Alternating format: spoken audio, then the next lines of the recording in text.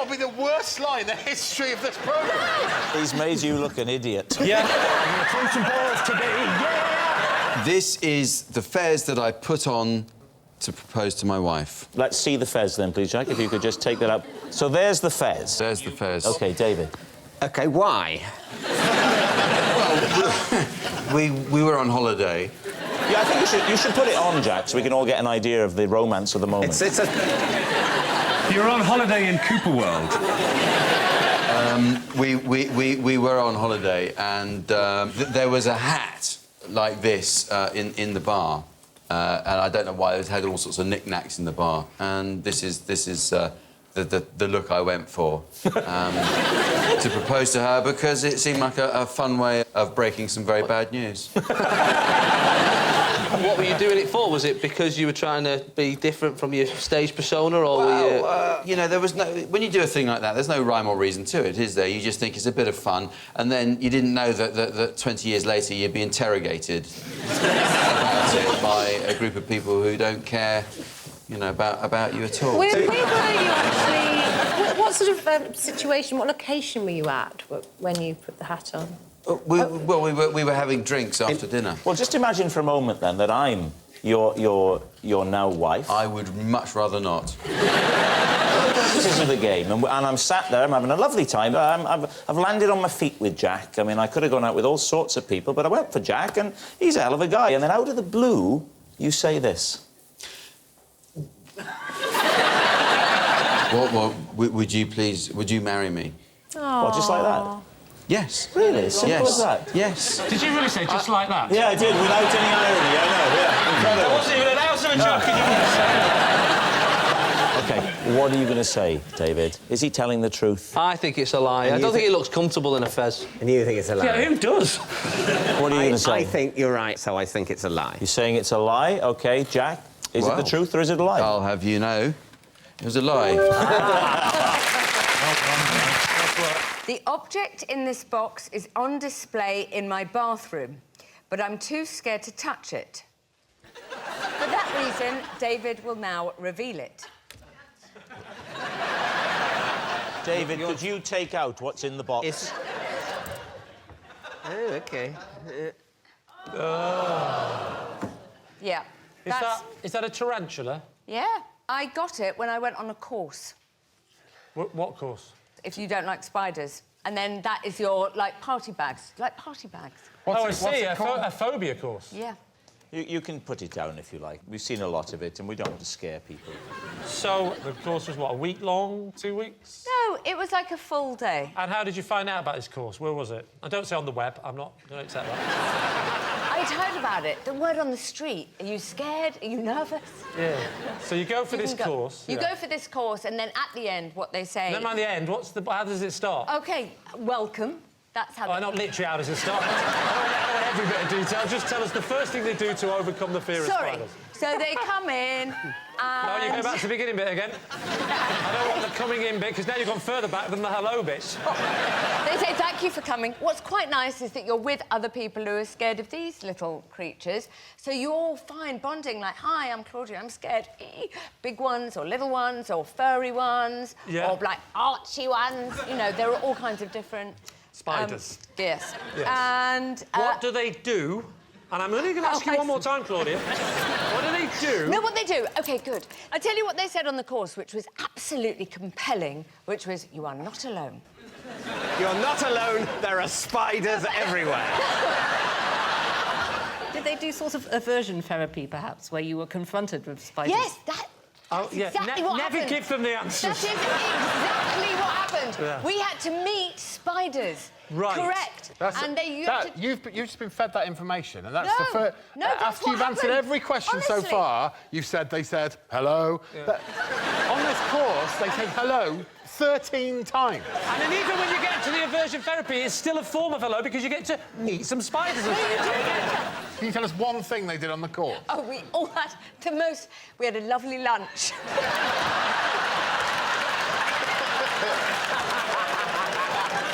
What did they do? One technique that they did. Anything. We met them. We met them them and we made Did you get friends to with hold them? And they were crawling on us and, like, being all cuddly and soft. But you're not saying the cuddly stuff because you're still scared of them. Oh, yeah, I am still scared. I mean, this has got to be the worst lie in the history of this programme. So what do you think? Is Claudia telling the truth? I think that she's lying, and if she's telling the truth, I'm not having it. Because if she's telling the truth, she is contractually obliged to tell us something, as opposed to every question being answered with, hello, I just... and then you in there, and cuddly, warm all over, and I just, with the thing, and I can't because it is, and that's the way we are on a road. That doesn't constitute an answer, does it? It's definitely a lie. Goodbye. It's a lie. You're saying a lie. OK, so, Claudia Winkleman, were you telling the truth or were you telling a lie? It is totally true.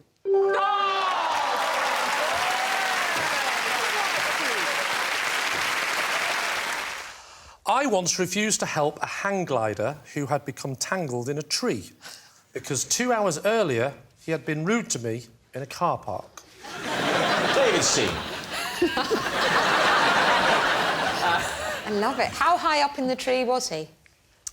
He was about 2/3 of the way up of the tree.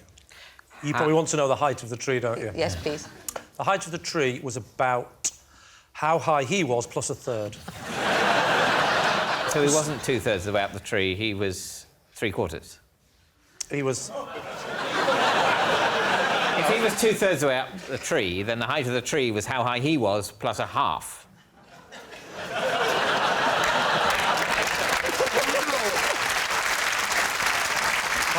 That is a fair point, isn't it? He's made you look an idiot. Yeah. Where was the car park? The car park was just near a cliff. Right, yeah.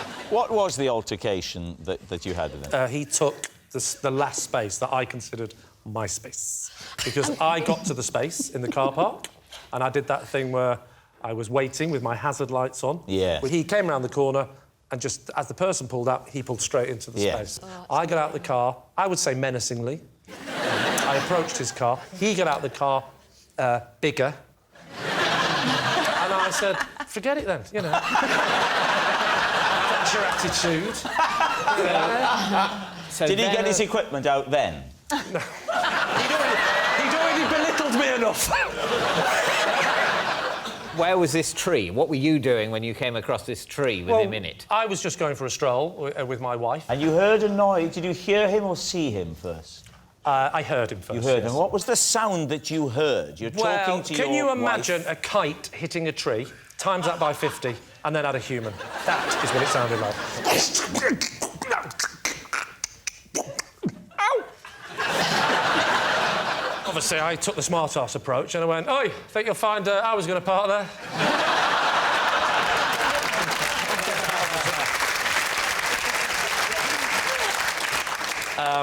What did he say? He went, help! Can you... Oh, help! And I couldn't see him at first because it was just a sort of mess of tree and hang glider and... What sort of tree was it, Lee? It was a big one. No, trees have names, don't they? Brian, was it an the big oak tree. or a birch or an ash? The species of tree. I'm going to go for oak. But was it an oak? No. Look, I'm walking along with my wife. Ba ba ba ba ba ba ba. Ah, crash! Pow! Wow! Is that an oak? That's not how conversations go, is it? You're going, there's a man in a tree fighting for his A life. man in a tree shouting, help, help, Help! help me, help. I'm stuck in an oak, I think. And what did you say to him as he shouted That's help? not an oak! You're confusing me now. When I have to relay this on Would I Lie to You, I'll get all confused. And it's your fault. I don't know. I think it might be a sycamore. Can you just help me? A sycamore? Yeah, when he fell out, he went like that all the way down.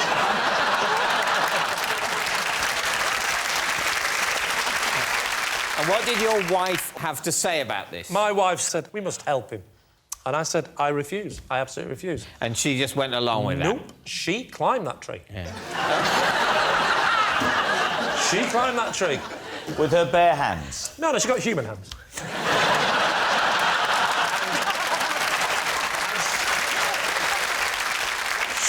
She She climbed that tree, and luckily she had some nail scissors, and she slowly started cutting at the many bits of tangled up bits around him until eventually she managed to help him get down. The hang glider had strings This, of course, like a parachute. sounds like a parachute, doesn't it? I should point out, I'd walked away, and this is just the story that my wife recounted. And then when did you next see your wife? I still haven't seen her since.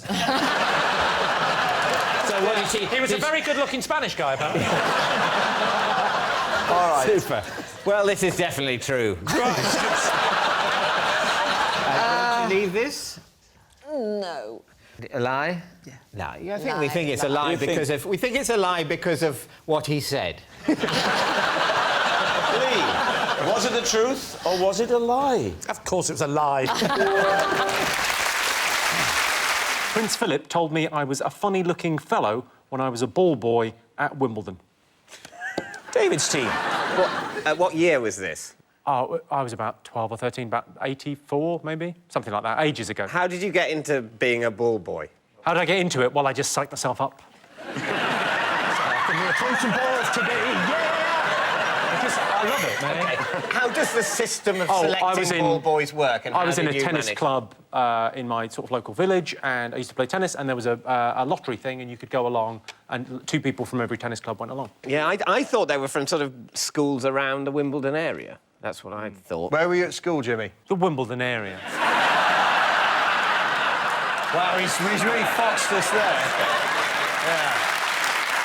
Yeah. And you were lined up, all the ball boys and ball girls? Yeah, it was after the women's final. Everyone's lined up, like hundreds of us. Which final? Who had played? It was years ago. It was the Ivan Lendl kind of era. He's unlikely to make the women's final. Who was Prince Philip there with? I think it's the Duke and Duchess of Kent or something. I don't really know the royals that well. That's the thing, it's usually the Duke and Duchess of Kent that do all the Wimbledon stuff, rather than Prince Philip, who's got more important sporting events to go and be racist at. I don't believe you're a ball boy at Wimbledon, but I just don't think Prince Philip often turns up to Wimbledon. He does. He does, actually. He told me I was a fine-looking fellow when I was there, so... Yeah, no... well, that's how I know that, yeah. That's a clincher, then. Do you have any concept of what particular aspect of your demeanour that he found funny-looking? I can answer this. In fact, we'll all have a go. We'll start with it. We'll go around that. What's funny about my massive head? Do you think you frightened the prince with your appearance? Is that... he was actually really freaked out? Most polite thing to say. Do you know what? That joke works if you don't do that.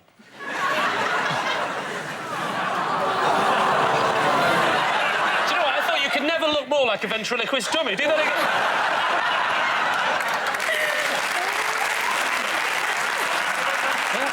You cheeky monkey! You go back in the box! Hey? Right, David, what do you reckon? Yeah, well... Is he telling the truth? What do you think? It could be true because of his face, but... No,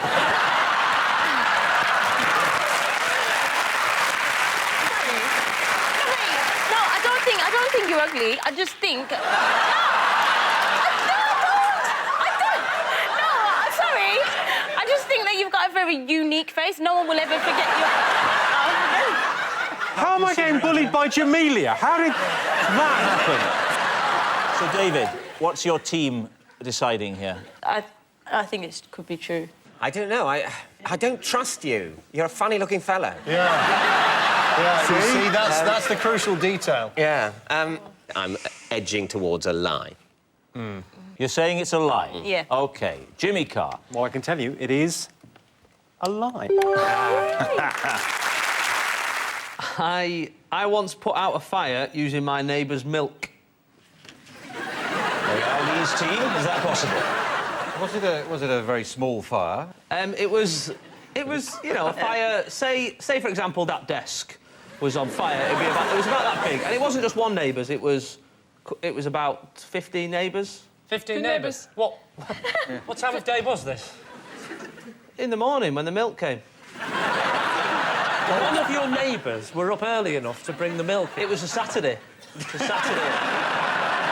It's a Saturday, they're having a lie-in and you get double milk because of the Sunday, you know. So what was on fire, please? It's just on a field, there was, like, some dried grass. Just a bonfire, then?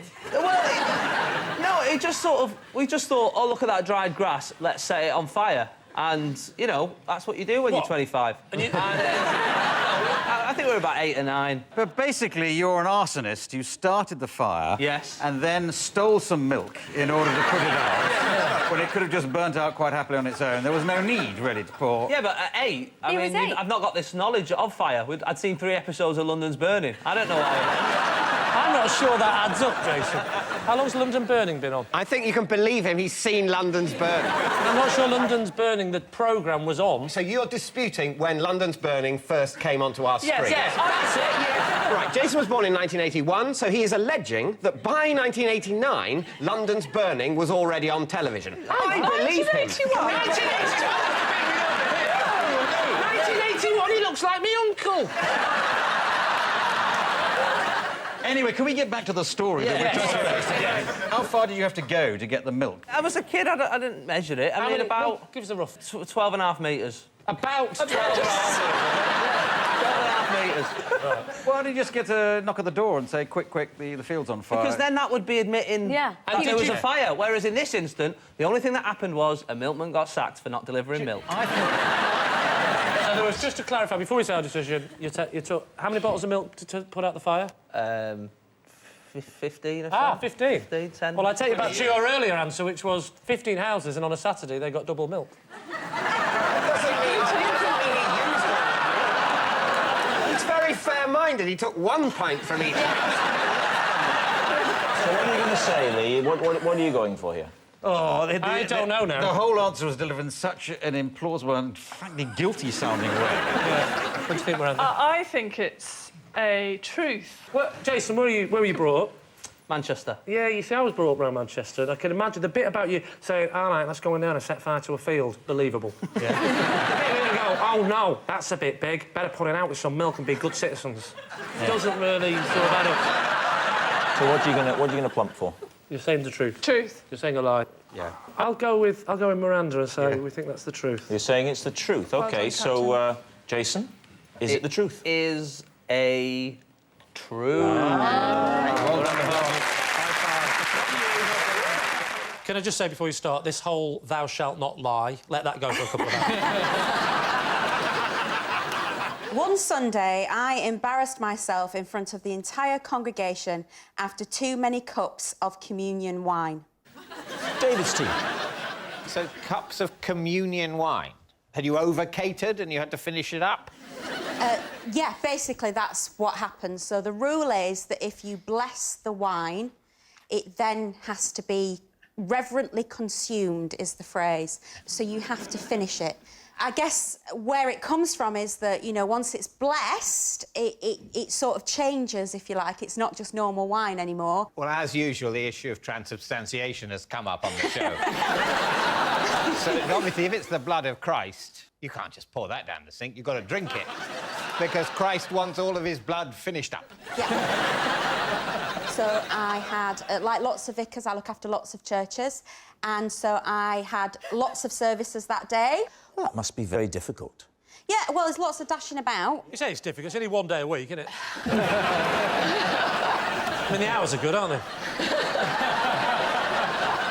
You can fall out with people, you know. Not if you're full of forgiveness.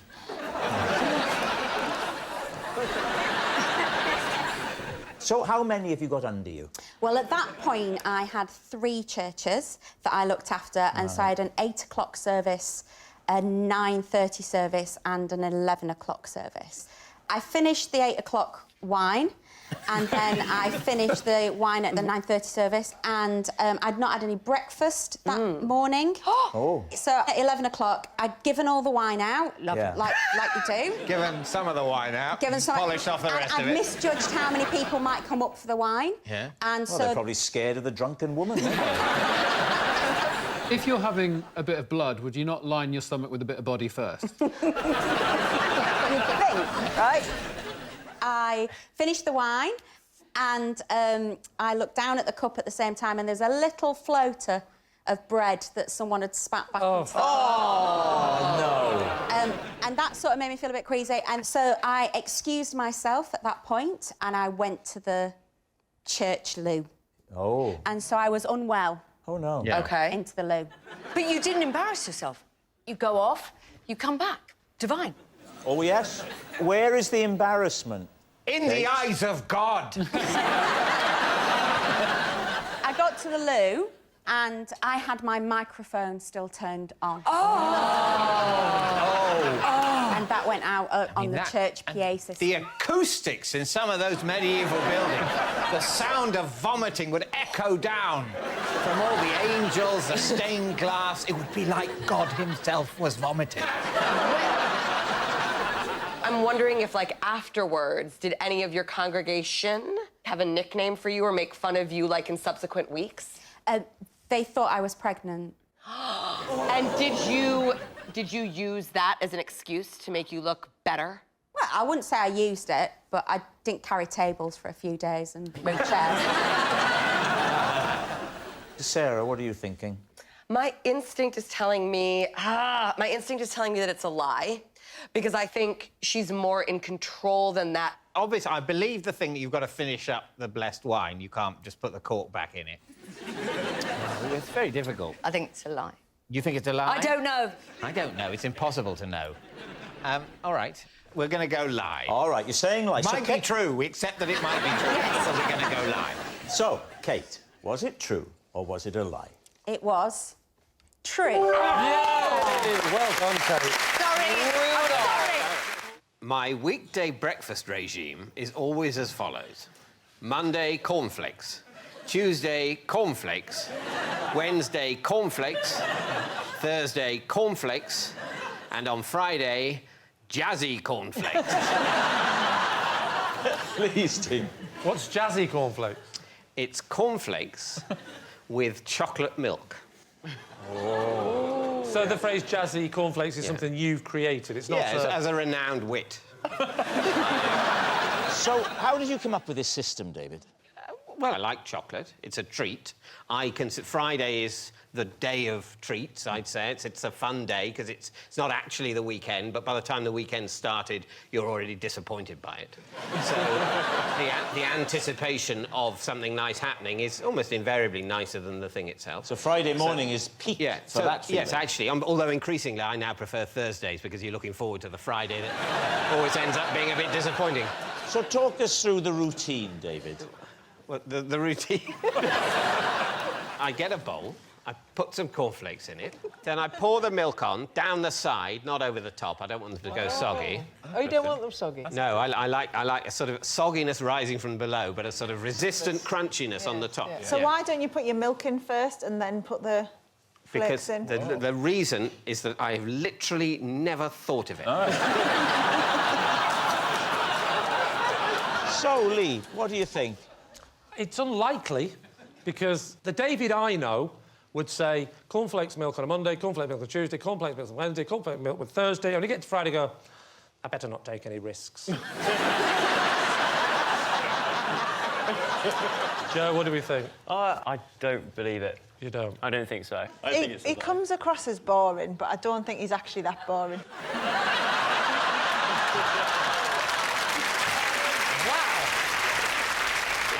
So what are you going to say? Is it the truth? Well, we'll have to go with lie. Say lie. OK, David, truth or lie? It is a lie.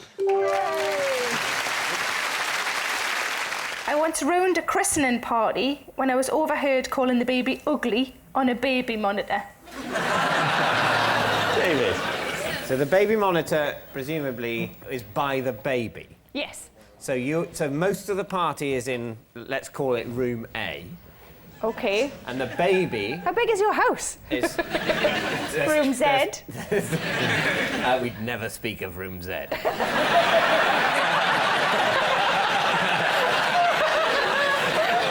the baby is in room B, very appropriately in room B. B for baby, yes. So you're looking over the baby...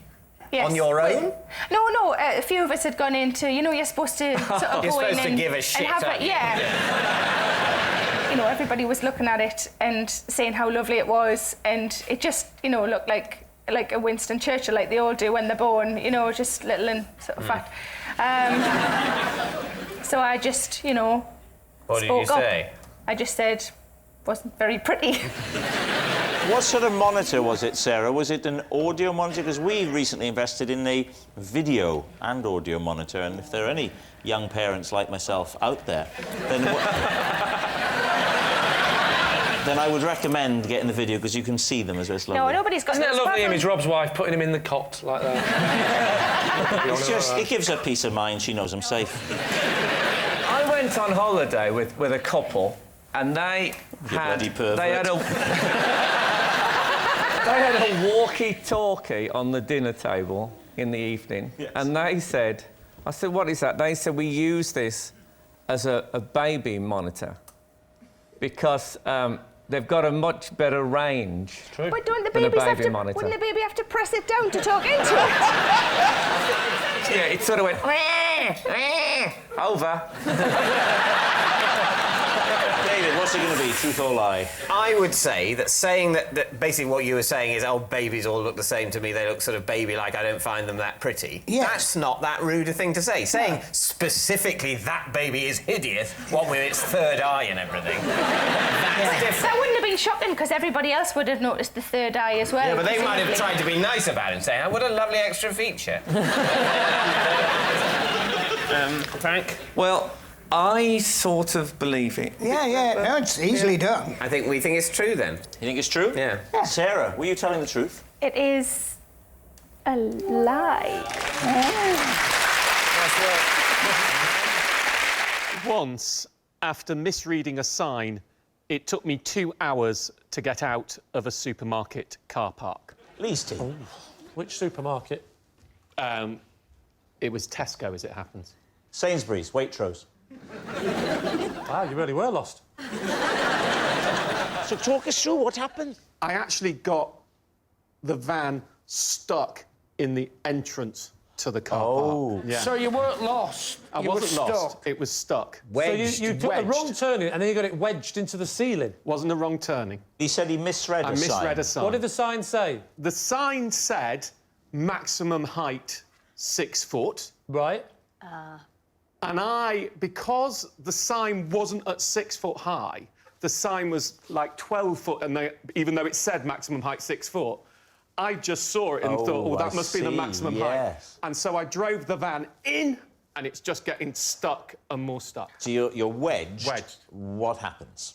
So the first idea I had was to deflate the tyres. Didn't work. But There's actually a Winnie the Pooh story about this.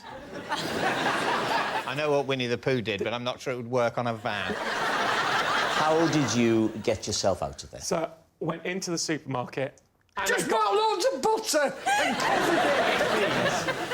baked beans. Baked beans. No, you. I got them to get a forklift truck and bring out loads of crates of baked beans. Yeah. And fart it out. Put that in the back of the van, got loads of the guys who work there as well to stand in the back of the van to weight it down and reversed it out. This might end up on the theory test. How many baked beans does it take to reverse? Here's a question. Did it have a ticket barrier? No. End of questions. OK, what are you going to say, Lee? Is he telling the truth or is he lying? Anna? I think Martin was doing a very sophisticated bluff, so I'm going to say true. I don't believe you. You think it's a lie? I think it's a lie. All right, we'll go with that. Lie. Lee, truth and lie. I'll say true. You're going to say you think it's true? I think it's true. Martin, was it true or was it a lie? It's true. I once caused the Hadron Collider to be shut down after I spilt yoghurt in it. I believe it already. David's team. Paint the picture of a day working at the Collider. Not literally, we'll be here all night. What's the sort of access point of the Collider like? I'm imagining it's like a room with computers in. I don't imagine people are sort of wandering around the actual tube bit, finding a little corner to have lunch. During construction, then, of course, you had to go in.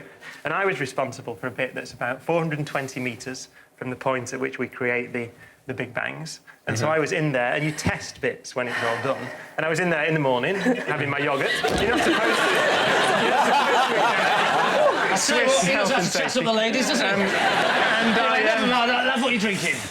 Someone went past me on a bike, because you have to ride bikes or anything, and nudged my arm, and I spilt the yoghurt onto an electrical connection. And this was during construction? Yes. Well, during the testing of my piece. So it didn't all have to be shut down, just a... No, just an octant. We can shut it down in eighths. Right. And I think he knew what an octant was. Yeah. It's for you. It's for me. Can I ask you a technical question? Yeah. What flavour was the yoghurt? It was one of the Swiss, like, rather flavourless Swiss yoghurt.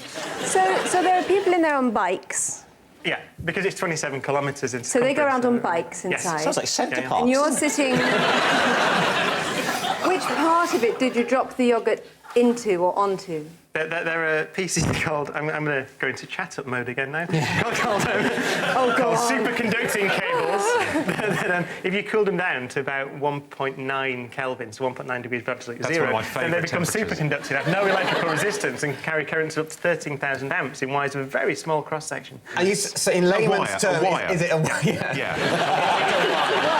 Did you get yoghurt on a wire? It's niobium tungsten alloy. Sorry? It's a niobium tungsten alloy. I'm not saying it's not a brilliant wire. As David well knows, because they're superconducting, they can I carry... might well know as well. They can carry very high flirting with each other. I'm here as well. Tell me, you bitch! I'm very flattered by it, but, you know, I did history. You know, I know that Hitler's dead, and that's it. And, Professor, how long was it closed down for? About 3 months. 3 months? As a result of what you did? We had to replace that piece of the machine. God. That was quite expensive. How much do they reckon that cost? That's why I'm on telly now trying to work off these debts. Why do you think I'm doing this? I don't know. I'm in Geneva if I had any respect left at all. They said, get out there, whore yourself around. He's just come from hole in the wall. Did you own up straight away, or did you say, he hit me, nudge me? On the bike. I had sticky up hair and a completely sooty face. I couldn't deny it. You went to the fancy Did you then take your goggles off? Did you take them off and did you go, Marty, we gotta get to the DeLorean! So, David, let's take a guess. What do you think? 3 months, that's a big... I just wonder whether he'd be ready to bring it up on a comedy show. So, with that in mind, what are you going to say? I think it's a lie. Well, I'm just in awe of the sciencey stuff. And if he says he dropped yoghurt on a wire, then he dropped yoghurt on a wire. Is it a lie? I think it's a lie. I think it's a lie. You think it's true? I think it's true. What can I say? Well, let's be democratic and say it's a lie. You're saying it's a lie. OK, Professor Brian Cox, is it the truth or were you telling a lie? It was a lie. Well done. I once had to leave a hen do because the stripper turned up and it was my old English teacher. Please, team. Wow, OK. When did you recognise him? Immediately or halfway through the act? Well, you used to be a teacher, didn't you, Diane? Is this ringing bells? You never stripped? God, no. This is why you've never been a chat show host. But she left before he stripped, right? No, I had to leave a hen do because I was so embarrassed. I couldn't look him in the eye. Well, you're not supposed to, are you? What part of the strip was he at when you left? I watched the full Monty, of course I did. Have you ever been to a stag do or a hen party with a stripper? Right, David, no. They hang around after, because they don't just leave immediatally. Not to chat. They sort of go, now I've stripped and now I will mingle. Yeah. Did you enjoy the show? Actually, I'm an English teacher as well, so... Did he recognise you? Yeah. How could you tell? What, you made eye contact or something? It was just it was an awkward strip. An awkward strip? He looked visibly embarrassed. Was the strip at all a classroom theme? Did he have, like, the dusters, like...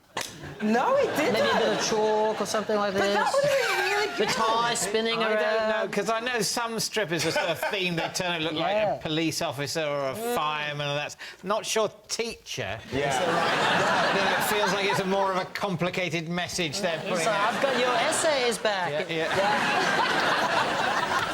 So what are you thinking? Sam, what do you reckon? So, you know the stripper wharf and emerged from a cake? What if he came out of, like, a giant school lunch? Yeah, I think we've established it wasn't school-themed. It's good that you're working on his act for it. So, Lee, what's your team going to say? What do we think, Sam? Maybe when he starts, he'd go, my name is... He writes his name on the wall. I think we have established it's not a school theme. Lee? So you think it's true or not? Oh, truth. Absolutely, right. every time. I think it's a lie. I think you're too classy for that kind of tawdry event, AJ. So, they're saying it's a lie. Was it a lie, or was it actually the truth? Well, Lee, it is a lie! I once jumped in a canal because a goose honked at me. Lee's team. What was the goose driving? So, I'm scared of geese, right? And I'm walking down the canal in Manchester. There was a brick wall on one side of me, so I was trapped because there was a wall in the water. Yeah. And one goose was asleep, so I, like, sneaked past it. And then this other goose came in the middle and, like quacked. So, and I don't speak goose, but it sounded not like a compliment.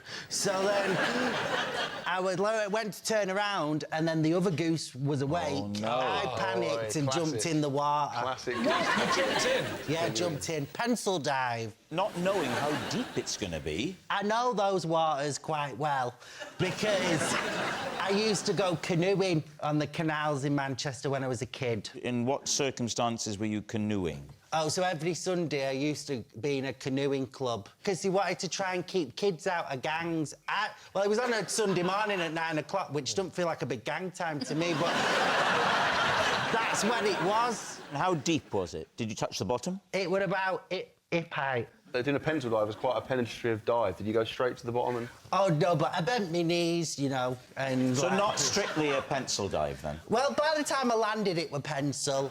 That sounds like quite a controlled manoeuvre, rather than a man, you know, in... You're not the only athlete here.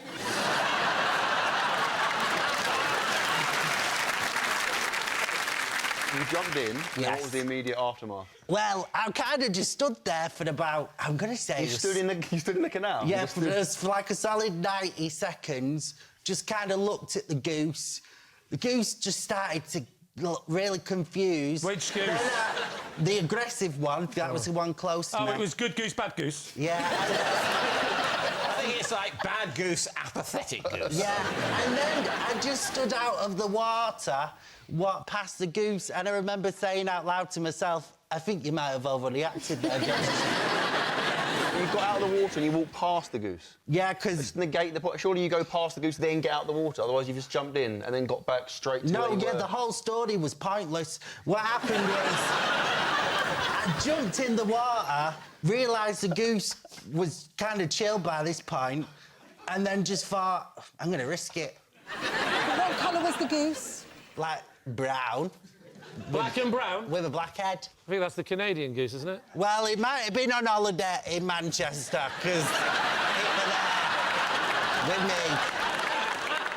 The other side of the canal, was that an option to continue through the canal to the other No, side? it was people's gardens, and it was already getting weird enough. I didn't want to go in. Johnny's his head having a cup of tea. What you doing? I'm running from a goose. I mean, that's not going to make my community look very good, is it? We're already seen as being dramatic, so I just... All right, let's take a guess. Shazia. I think it's a lie. It's just too outrageous. I think it's true. You strike me as the kind of guy that would do exactly that. So I can literally picture him doing it. Do you know what I mean? I'm about 70% sure it's true. So 70%, how can you measure it? How sure are you that it's a lie as a percentage? 50%?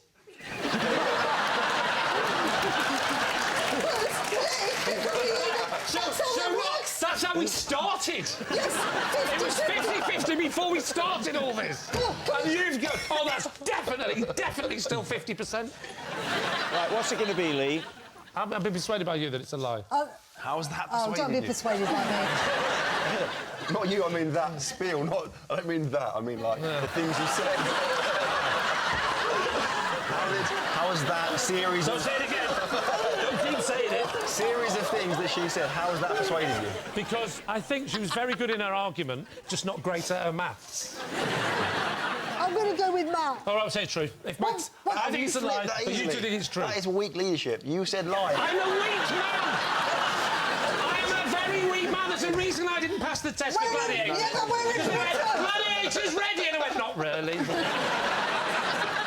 Lee, mate, come on, let's go. Go with it. Right. You initially said lie. Will you say it's a lie?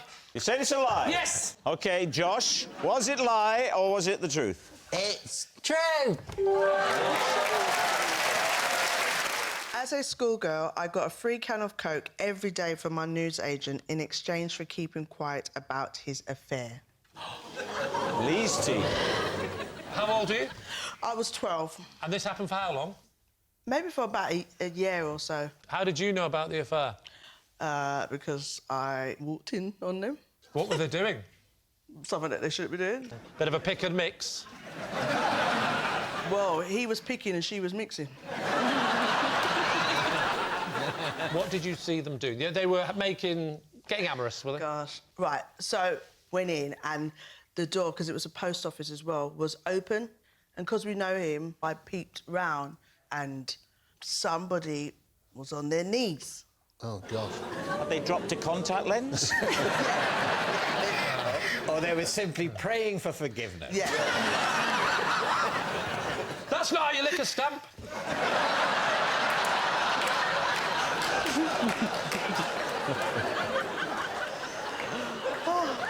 He went, oh, they all kind of, like, made noise, and I kind of... Oh, just checking if you was all right, so I was just checking if you was all right. What did he say? And he was like... Oh, yeah, I'm fine. Yeah. Did you know who she was? Yes. She was a member of the local community? She definitely was part of the community. Was she married? Yes. So they were both married? Yeah. Not to each other? No. At what point did you have the actual deal where you said, I need to be paid with cola? Right, so I didn't go in for a couple of days. Right. But back in those days, they had... Do you remember the jelly sweets that was a watch? Oh, yeah. Yes. I loved those sweets, and that was the only one that ever did it. So after 2 days, I was like, you know what? I'm going back in there. And then he was like, oh, no, take some more. You can have some more. And I was like, you never give anything free. So I said, can I have a cola as well? And he was like, OK. And I was like, OK. So and at no stage did he say to you, don't tell anyone? It was all just done with looks and stuff? I went back again. He gave me more sweets. I said, can I get a cola? And once I realised he was going to give it to me every time I went in... You realised you were on... Yeah. So, in a way, by you talking about this on national television, you've reneged on the deal. Well, I haven't said their name, and I haven't said where I lived at the time. Where did you live at the time? How long did the fizzy drink deal go on for? Oh, that went on for time until... I'd definitely say at least... Last week. Still get them delivered to my house now. What do you think, Tim? I don't mean in general, I mean about this. Yes. I think it's true because your description of the sort of looks backwards and forwards and it rings true to me. I'll go with whatever you think. I'm not sure. Are you 51% even towards one or the other? Oh, I see what you mean. You have to be sure, Is that but... part of the game, or do you just not want to decide? I don't like deciding. OK. Because I like someone to blame. OK. There's no right and wrong answers. Well, I mean, yeah, there are. I'm going to say true. True. OK. We'll say true. They're saying true. Judi, it was a while ago. It was shocking. Very. But was it true? It definitely was a lie.